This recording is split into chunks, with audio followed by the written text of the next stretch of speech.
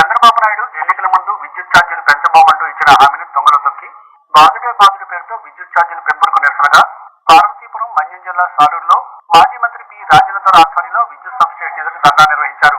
ముందుగా మాజీ ప్రధానమంత్రి మన్మోహన్ సింగ్ చిత్రపటానికి పూలమాల వేసి నివాళులర్పించారు.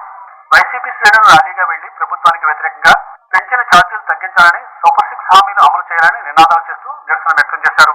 గతంలో ఎన్నడూ లేని విధంగా ప్రజలను నమ్మించి తెలుగుదేశం ప్రభుత్వం 6 నెలల ప్రభుత్వ పాలన కాలంలో సుమారు 15,000 కోట్ల రూపాయల విద్యుత్ ఛార్జీలు పెంచి ప్రజలపై పెనుభారం మోపిందని ఆయన విమర్శించారు.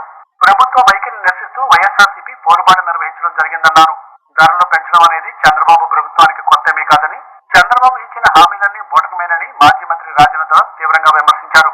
ఈ కార్యక్రమంలో వైఎస్ఆర్ కాంగ్రెస్ పార్టీ నాయకులు, కార్యకర్తలు పాల్గొన్నారు.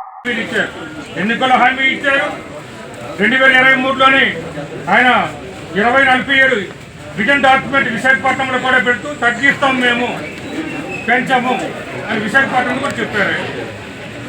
అలాగే 2022లో జగన్మోహన్ రెడ్డి గారు విద్యుత్ ధరలు పెంచేస్తున్నాడని బాదుడే బాదుడు కార్యక్రమం పెట్టాడు. ఆయన చంద్రబాబు నాయుడు గారు టీడీపీ బాదుడే బాదుడు కార్యక్రమం పెట్టారు. కాబట్టి మీరు ఇప్పుడు తగ్గించాలి, తగ్గిస్తామని మీరే చెప్పారు, పెంచాము అని చెప్పారు.